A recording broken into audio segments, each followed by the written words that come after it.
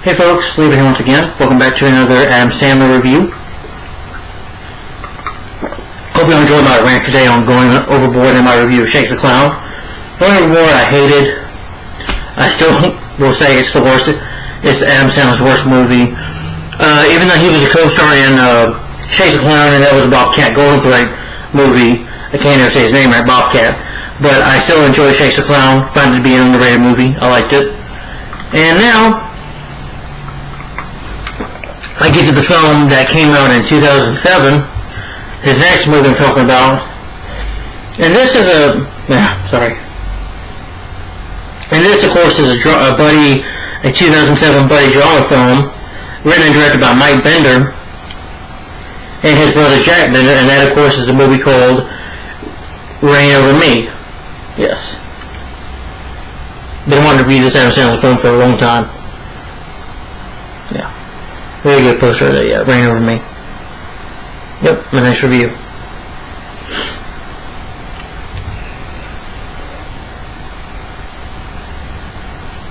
Sorry, I'm just...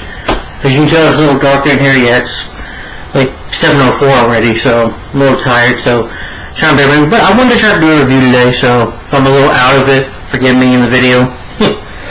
But I just wanted to review this movie because I enjoyed this film when I first time saw it. I think I've seen this film, twice now. This is going to be the third time I watched it, so... But I never got to review it. Not much on the production of the film, but Mike Bender, let's see, He's directed some other movies like Crossing the Bridge, Indian Summer. Oh, he directed Blank Man in 1994. Oh, that's a good super underrated movie. Yeah, I like that movie, Blank Man. Then it also stars Damian Wayans, who also starred in Bulletproof with Adam Sandler, so... And that was 96, so... Yeah, he directed other movies like The Sex Monster, The Mind of the Married, Foreplay, The Search for John Gibson, of course, Reign Over Me. The only movie that I've seen that he's directed is, other than Reign Over Me, is, of course, Blank Man. And his brother, let's see...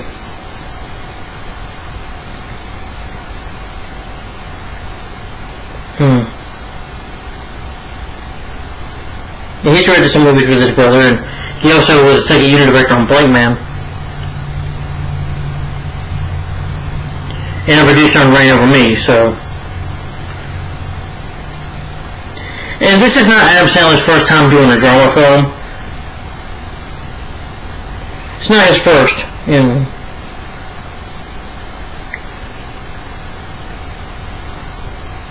Well, you know, you had comedies like in the early 90s that he did, but in 2002 he did Punch Drunk Love, which I reviewed that on my channel.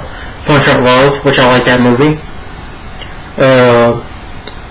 Spanglish from 2004, yeah, that's a drama. 51st Days can have a little drama stuff in it, so yeah. Even Click, I thought had some good drama in it, you know, with Adam Sandler. Yeah, he did this Reign Over Me right after Click. Any other drama films he's done? The Cobbler, I consider a bit of a drama film too. Man, Woman, and Children, where he just has I think a side role. He's at the store, but he's one of the main cast of the film. Even The Marriage Story can be a drama film. He's good in that. Uncut Gems can have drama in it, and he's pretty good in that.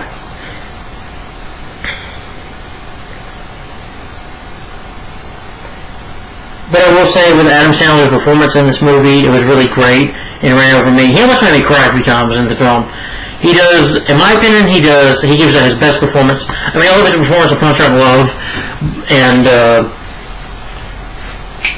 you know, even though he can still be funny in Spanglish, which he can still be funny, but in this movie, he's very serious. If you know Adam Sandler for being, you know, goofy or always playing a goofball and idiot, in this movie, he's not like that.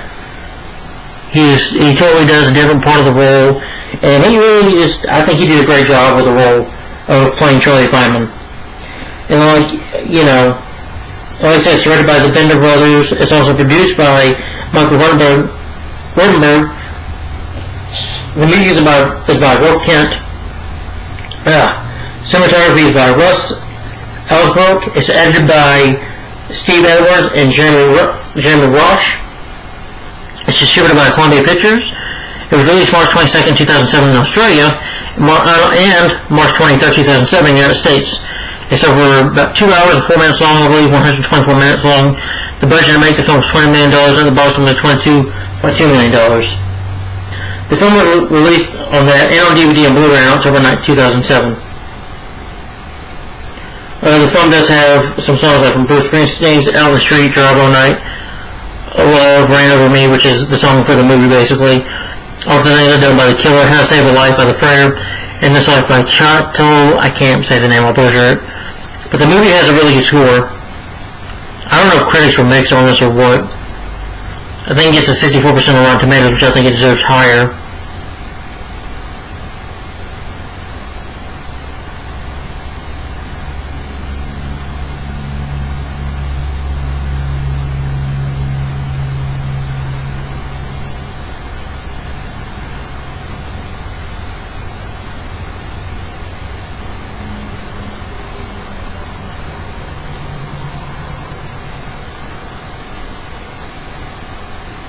That's a good way to put it. Critics say this film was basically like, face your demons, speak from your heart, open up. Turned out to be so funny. I agree with that. Like I said, the cast, Adam Sandler plays Dr. Shirley Fineman, Don Cheadle plays Dr. Ellen Johnson, Jada Pinkett Smith plays Don Cheadle's wife in the movie, Jana Johnson, Liv Tyler plays Dr. Angela Uska, Charlie's therapist, Southend Pulse as Donna Muir. I think I remember her from, Jada Pinkett, Don Cheadle, you probably know him from some movies. I know he was in Swordfish with Hugh Jackman, but I think, you know him from the Marvel films. Well, he wasn't in that one, but Iron Man 3, we know him as James Rhodes. I can't say the character's name, damn it. War Machine, where he played War Machine in the Avengers films from Marvel. So Sophia Burns, Liv Tyler, she was in The Incredible Hulk. I know she's done like That Thing You Do, with Tom Hanks, and Armageddon with Bruce Willis, which I like that movie. This woman, Sophia Burns, I just remember her from Deep Blue Sea. Donald Sutherland is a hearing judge. Donald Sutherland, he's been in a ton of movies. He's a great actor. Robert Klein and Jonathan Templeman. Melina Dillon as Ginger Templeman. I remember her in Close Encounters of the Third Kind, Crucial Story, and Harry and the Hendersons, films I remember her from. Jonathan Banks as Stolter, John D. Lance as Nigel Pennington, Ray Allen as Ad, Paul Newman as Melina, Ted Raimi, who was actually playing a hero in this film. Yeah, he's Sam Raimi's brother. He was in the three Spider-Man films. Ben Kaufman, J. Jonah's assistant. He was also in Darkman. B.J. Novak as Fallen. So the film does have a pretty good cast. And what Ran Over Me is about,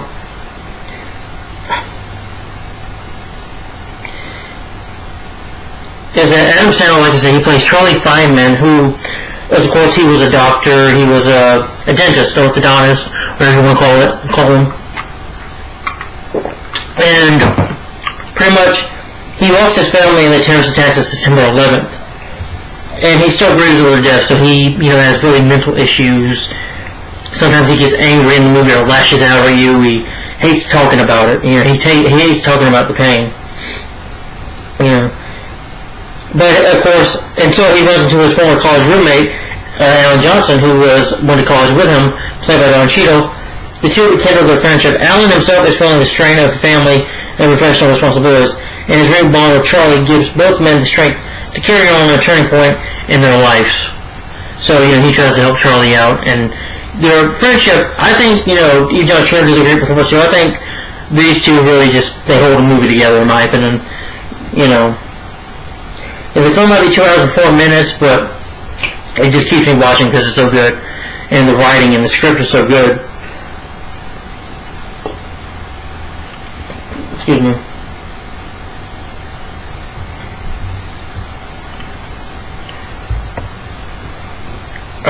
Yeah. Sorry. I just ate a bag of chips and I'm a little full, and then I had a Coke Zero spill, and I opened up the Coke Zero and it splattered all over me. Not kidding. Well, because I dropped the Coke Zero, but anyway.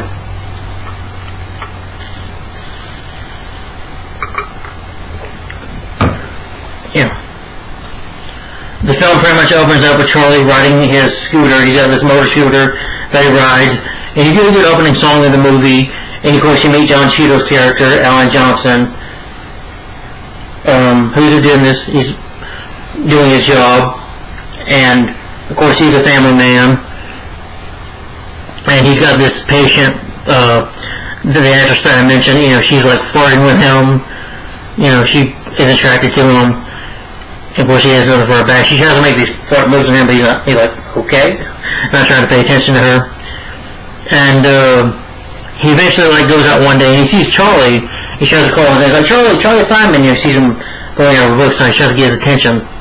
He talks to his wife about it. He saw Charlie that they knew him from college. They were college buddies. But Charlie just didn't hear him. He's like, you first have one of that he lost his family during the 9/11 attacks.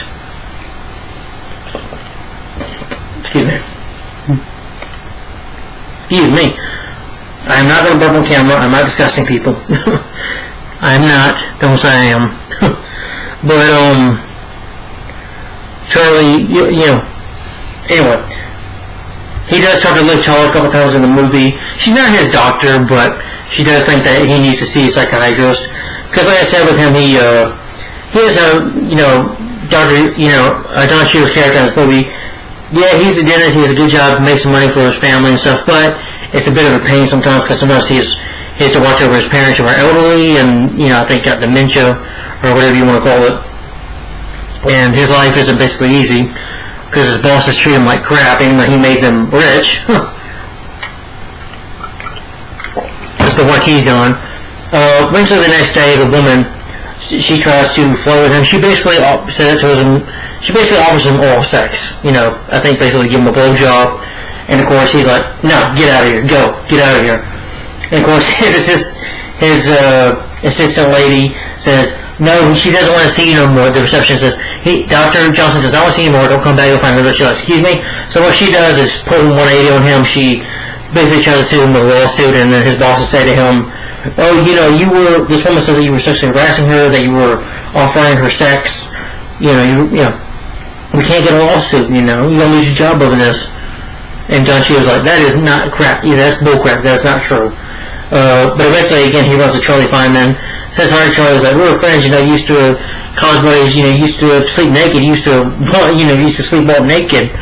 And he laughs about that. He's like, you want to go hang out? And he says, Charlie, how you doing? How you been? And he says, Charlie's not very talkative. He's got, basically throughout the movies, hold on.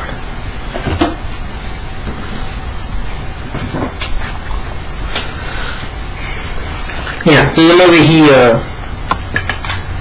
he's got headphones on like this, just like, hi, how you doing? Just because he doesn't want to talk to anybody in the film.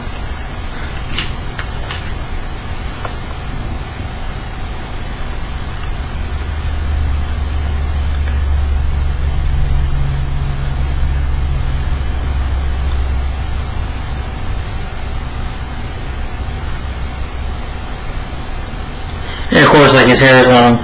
But Charlie, on his free time, listens to music. He lets Johnson come to his place and hang out with him. And he plays the video game in the movie. He says, take your shoes off. Make sure you take your shoes off. Don't want to get dirt or anything in the house.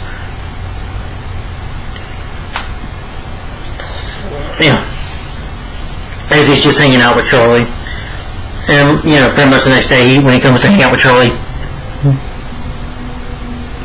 gosh, sorry. Damn chips are getting to me.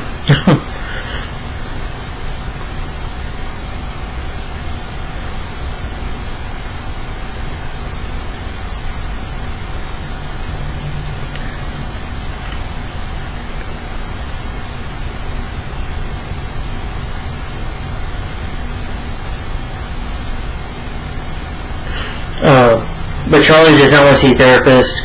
Eventually when they hang out in the movie a couple times, like go see Mel Brooks movies, when they hang out together, or, he goes to listen to his music band at night, Charlie playing drums. They play real good. When he brings up his family, he's like, Charlie, there are a lot of pretty single ladies in here. Why don't you go hang out with them since you're single? He's like, what? Who sent you here? He's like, Charlie, what do you mean, who sent me here? Who sent me here? Nobody sent me here. He's like, no, you lied to me. You sent me here. He's like, then he cusses him out. Who the fuck sent you here, Charlie? Just, like I said in the movie, this is the extra dog in the movie where he loses his temper, or he gets angry, and he, picks up his drink, throws the drink, and Don Cheadle was like, what the hell, Charlie? What the hell's the matter with you? What's wrong with you, man? And he's like, yeah, you tell him I don't want to see him anymore. I don't want to see him anymore.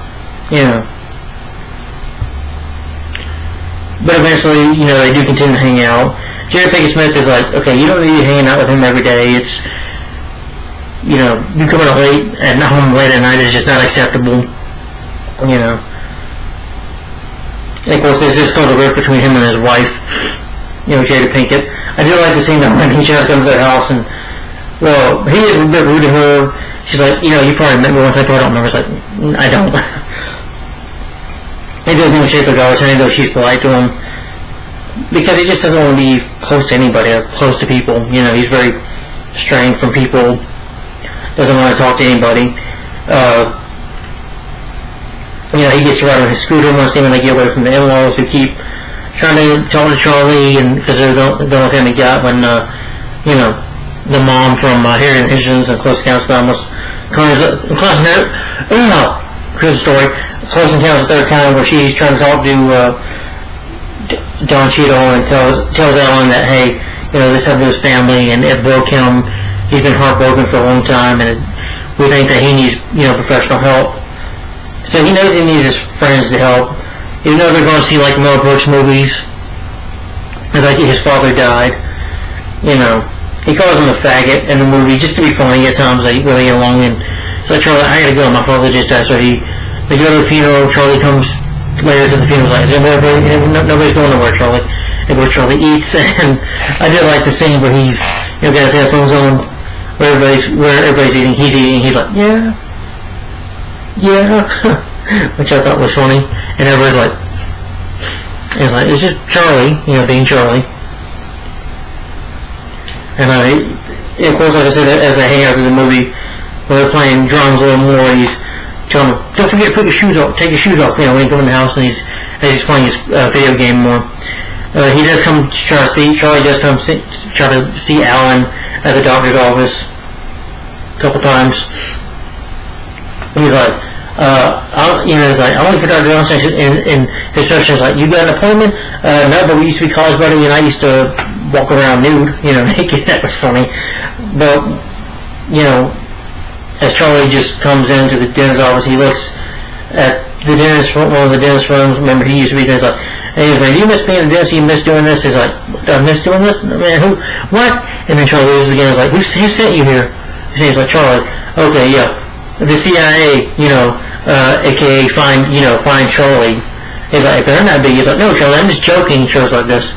You're an asshole. And then he attacks him and starts breaking up, nearly destroying everything in the office. Like, Charlie, calm down, Charlie. I told you to leave, man. I told you to leave. And he tells the receptionist to shut the hell up, and he really tells her to shut up. And he's like, Charlie, stop. And he's just upset, because he's like, I'm sorry for what I said to you, making you upset, And of course, the woman that, accused him of trying to, have sex with her and threatening a lawsuit. She pretty much comes in to apologize. She does apologize in a kind of a weird way, but he forgives her. He's like, okay, forgive him. Let's go. And he tells his wife that he wants to have Charlie help, see if he can help a psychiatrist. And the psychiatrist that he gets in the movie, I think, was the actor who played Q.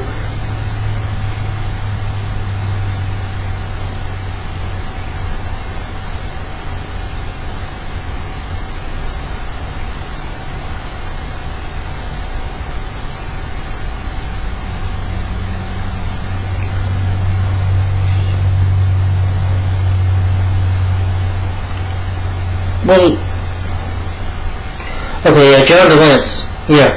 I remember this guy from Star Trek: The Next Generation. And I know he was on Star Trek Deep Space Nine, but I just remember him as Q.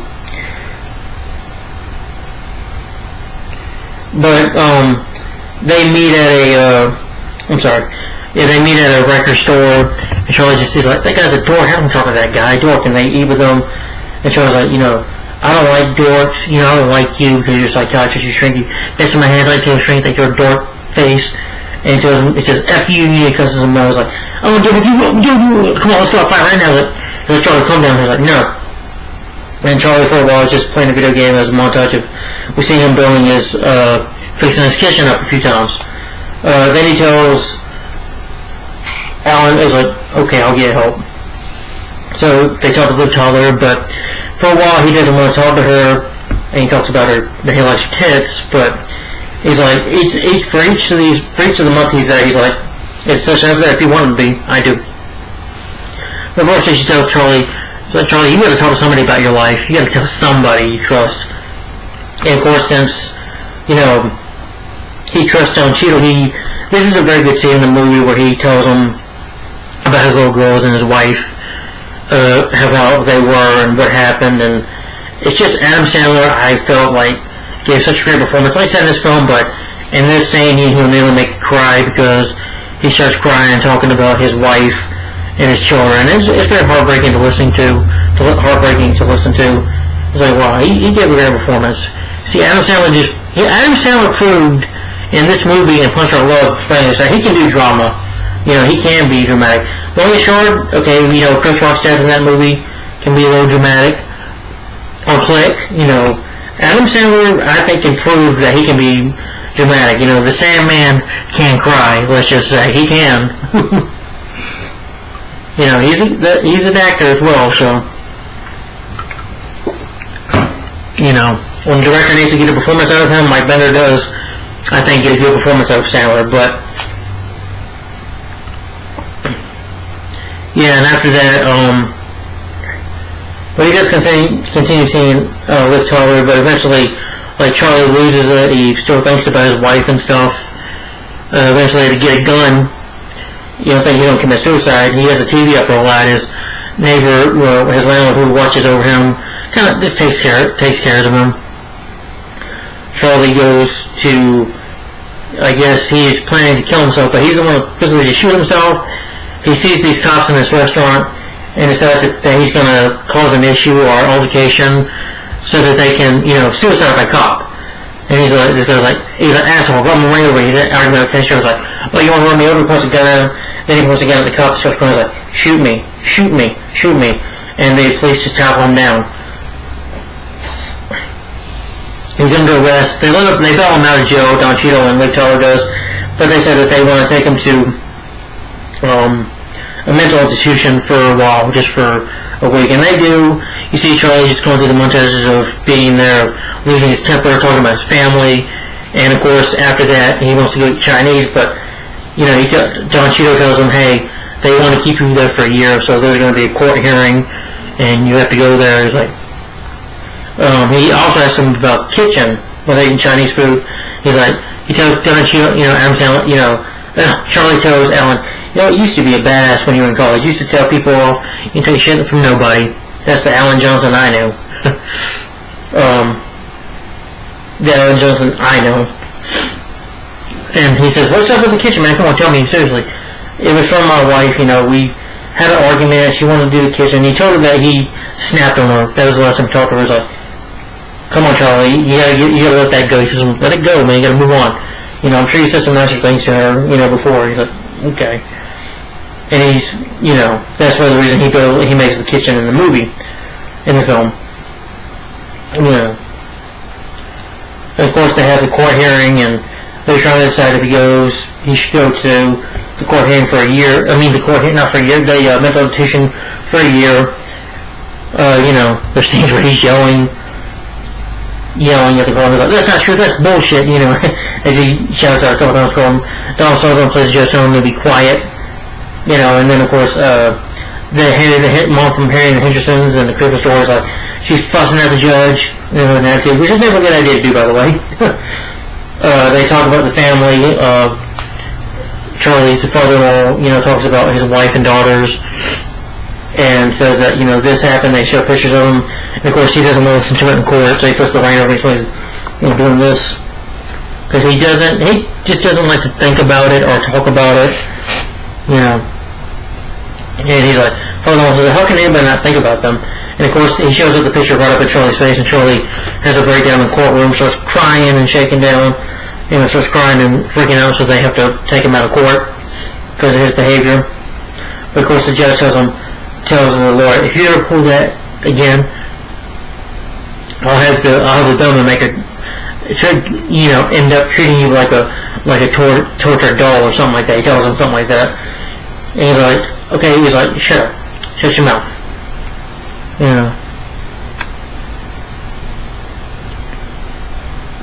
Like, shut your mouth.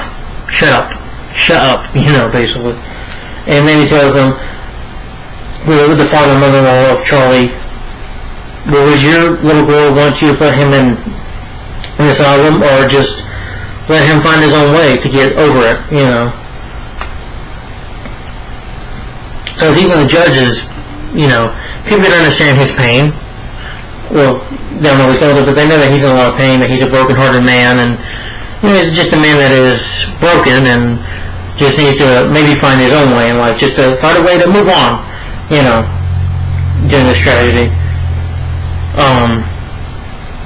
And of course, eventually, he does approach his in-laws and apologizes to them for the light-breaking lamp, and also tells them about that he thinks about them every day. He sees them every day as how fucked up I am. He says, it literally says this, as how fucked up I am. I think about them every day. I see them every day. I can't get them out of my head. And then he gives his mother-in-law a kiss on the cheek. It was just a very sad, emotional scene. That's another thing that I was going to cry. Yeah.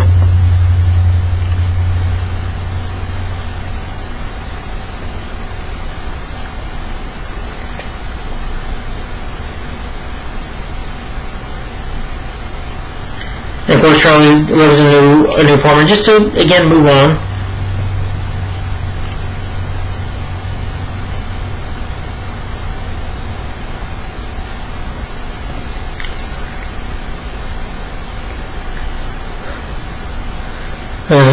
Well, I forgot to mention the scene where Don Cheadle tells his bosses, he tells them right off, like, I made you money, so don't screw around with me anymore. And I thought that was pretty funny. I'm like, yeah. He didn't show it, yeah. But at the end of the movie, he gets a new apartment. As they move on, the woman comes to live there, the lady, Donna. She comes with it. She tries to give Alan a kiss. He's like, no. But what makes it funny, that's what made it funny. Her stalking him, trying to hook up with him, and she was like, no, I don't want nothing to do with you, woman. I'm married. And of course, his wife tells him to come home and pick up the kids. Like, I love you, honey. I'm sorry for ignoring you. They did have an argument early in the film. Well, I closed the door and I took care of it. So we're mature, Alan. They get into an argument, but eventually, at the end of their marriage, it's still good, But at the end, when he leaves Charlie's apartment, and Charlie will be able to move on his own, he decides to, of course, just do something fun, just to relax and have fun. So Alan takes the scooter, because the old man says, don't put it in there. And he takes it for a ride. It's just to have a little fun. And he rides home on the scooter. And that's how the end of me ends. If I forgot to mention things, I'm sorry. I forgot to mention stuff. I didn't mention of them hanging out, like, watching Mel Brooks movies and stuff. I think pretty much everything covered for the film. Yeah, but that's the end of Reign Over Me. Before I give my final opinion on the movie, though, let me read some good quotes. Charlie Feynman, you're a good husband, Alan. You remind me of me. Granny and Ash, Songs for Beginners. Just the album cover alone. Look at that face. He knows he made a great record. Oh, bullshit. You stink like a shrink. You got shrink hands.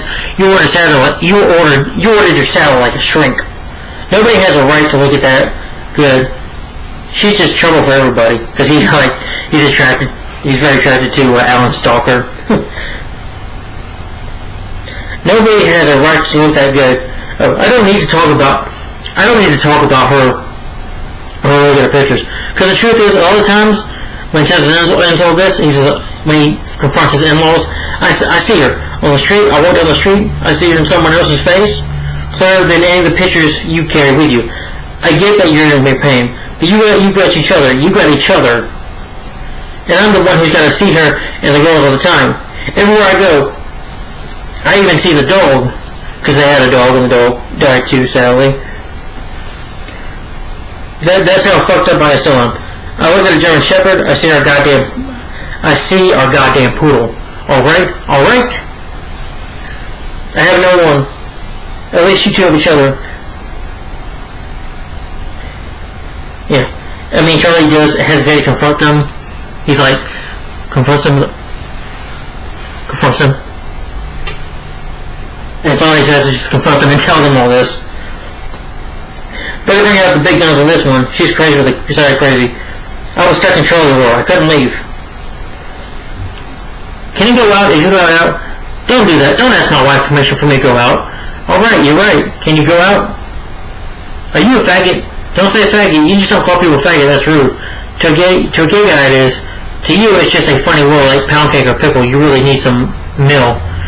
Take one adult and one faggot. I had 3 daughters. I know. Gina was 5. Gina was 7. She liked boys already. Jolie was 9. She was older. They all looked alike. Johnson liked Dorian. Dorian was my wife.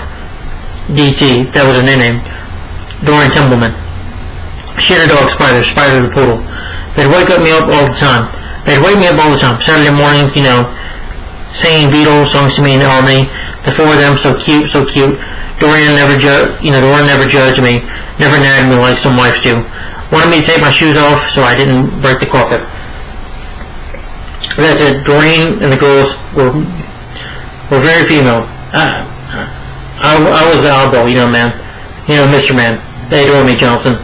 I bet they did. I know they did, Charlie. With the long brown hair, except little Gina, she kept in the hair short. This is when he tells them about his family in the film. When he opens up about it. To be different from everybody, she had a birthmark though. Looked like a burn, but it wasn't. She always said it was going to go away, but it never did. Jenny, this one, she wanted to be a gymnast. She was much a klutz though. I didn't have the heart to mention it as a problem. They went to see Dorian's sister, Ellen, and the girls in Boston, and they took Spire because I had to work. And they just didn't trust me to feed her, but that was a joke. We're all going to Dito's little cousin's wedding in Los Angeles, and I was going to meet them out there. The kids wanted to go to Disneyland, but they were already gone missing a couple of days of school, so we had to say no. So I'm going to out to meet them in Los Angeles on the way to JFK.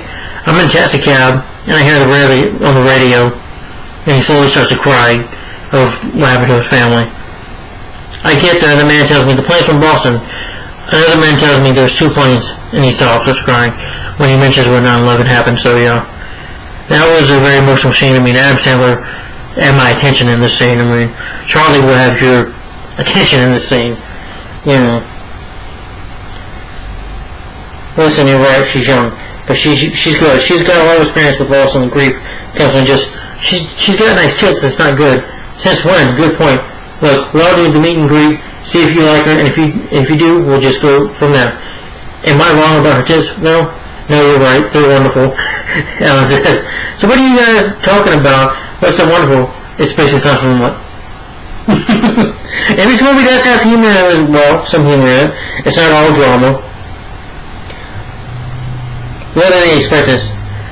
And the city of New York is one they change life every day. Well, basically, the tagline for the movie.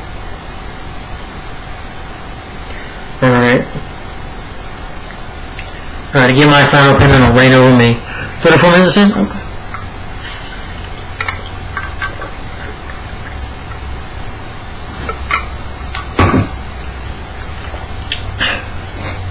Sorry.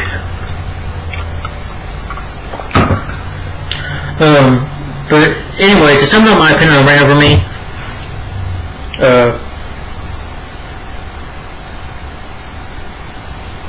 I love this movie. I think it's a great film. Really good drama film. Really a great performance by Adam Sandler. He can prove, like I said, he can prove that he's more than just about being funny or being zany or making funny faces or being a goofball. He can show that he can be serious and dramatic. Don Cheadle gives a great performance as well.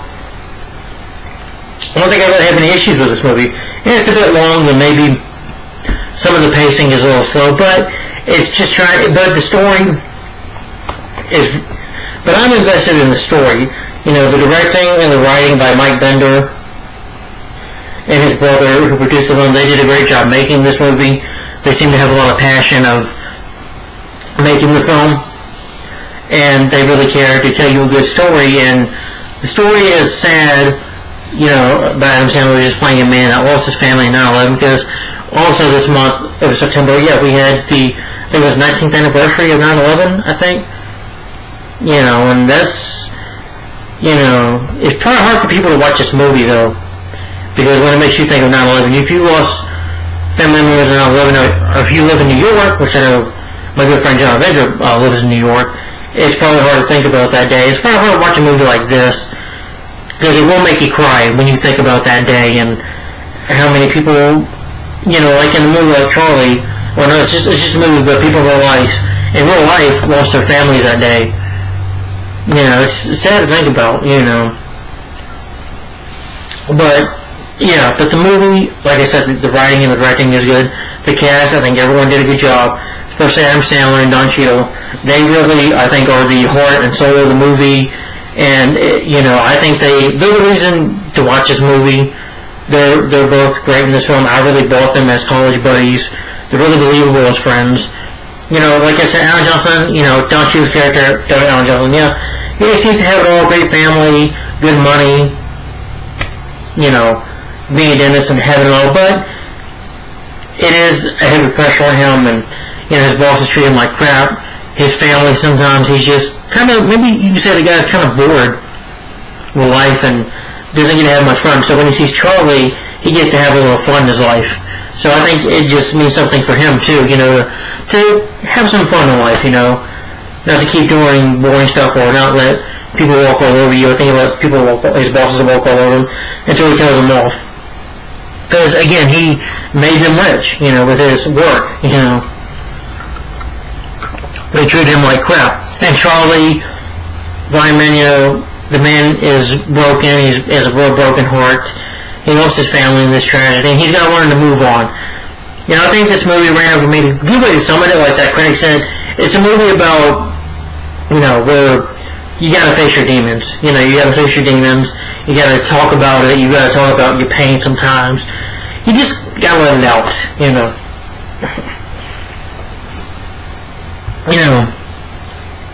Because sometimes you have to talk to somebody. You have to let it out. It could be a friend. It could be a friend or anybody. Sometimes there's a pain in everybody, even in real life, where you got to just let it out.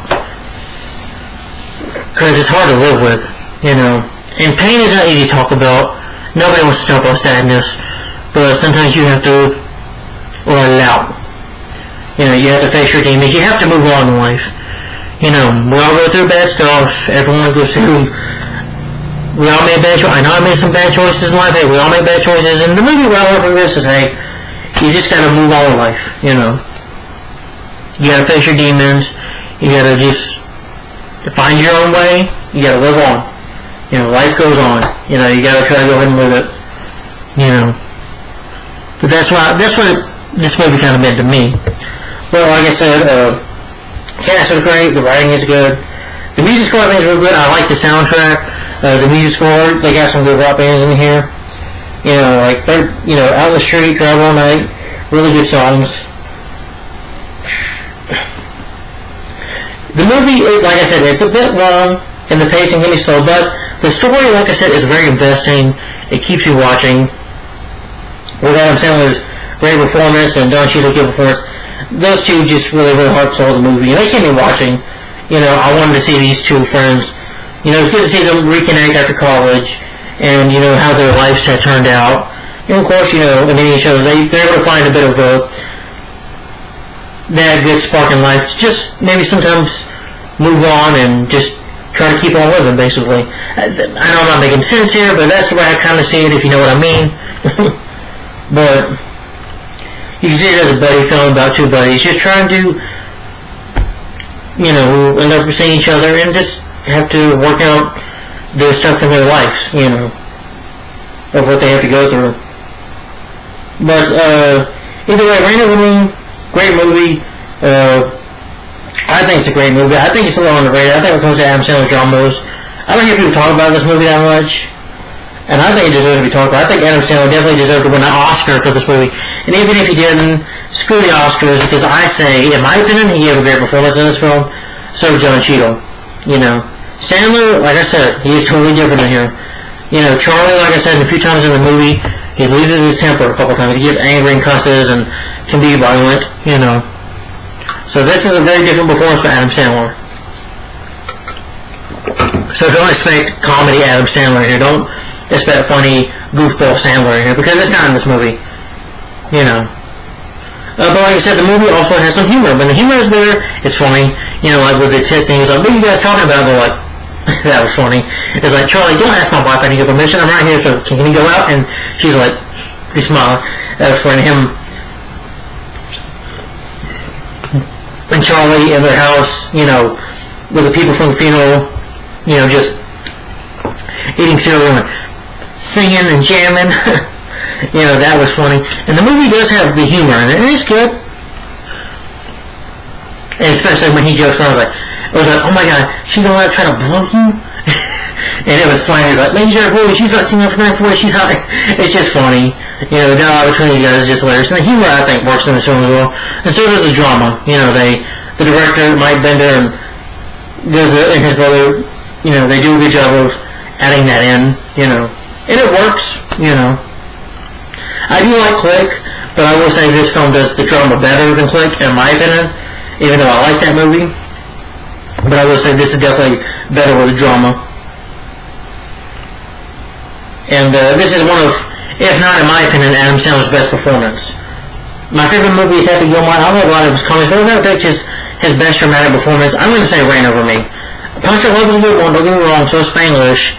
Punch Drunk Love is a great performance, so is Uncut Gems is a great performance, but this is probably, in my opinion, his best performance, dramatic performance that I've seen him get. He's given some other good ones, but I think Reign Over Me does it mostly for me as a performance. But Reign Over Me, okay, summing it up, I'm going to give it a thumbs up, and my rating for Reign Over Me is 5 out of 5 stars. Yes, my rating for Reign Over Me is 5 out of 5 stars. Great movie. If you're an Adam Sandler fan, check it out. I highly recommend it. Oh, sorry, feeling a little sick. But anyway, it's a great movie. Like I said, I recommend it. And if you didn't like it, that's fine. Some people might not have liked this movie. And hey, if you didn't like it, that's fine.